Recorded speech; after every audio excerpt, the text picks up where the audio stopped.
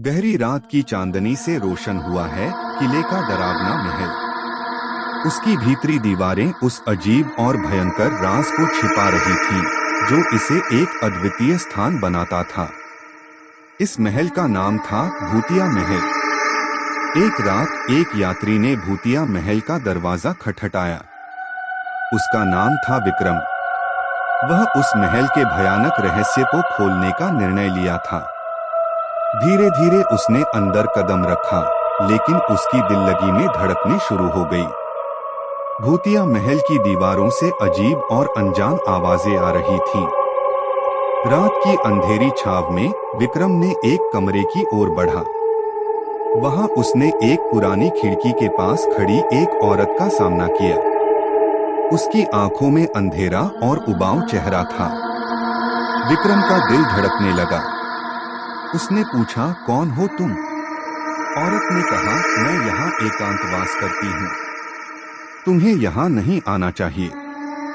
विक्रम को उस औरत की आवाज में डर की भावना महसूस हुई। वह उसके आगे से हट गया, लेकिन उसके पीछे से जो आवाज आ रही थी वह कुछ अलग ही था।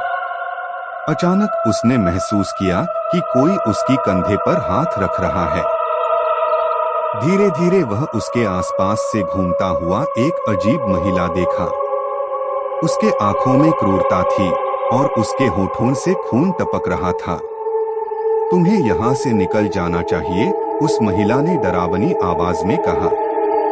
यहाँ भूतों की दुनिया है और तुम्हारे लिए यहाँ कोई सुरक्षा नहीं है। विक्रम का हृदय धड़कने लगा। वह भयभीत होकर उसी रास्ते से लौटने का निर्णय लिया। वह भागते भागते महल से बाहर निकल गया, लेकिन उसके दिल में वह भय और अजीब अनुभव का डरावना संघर्ष बना रहा। विक्रम को वहीं बाहर जाकर बड़ी सांस आई, जैसे कि उसने जीवन की एक अद्वितीय और डरावनी यात्रा पार कर ली हो। भूतिया महल के रहस्य से वह परिचित हो गया था और उसे यही याद रहा कि किसी की सहायता की जरूरत है जब भूतों की दुनिया से निकलने का समय आता है।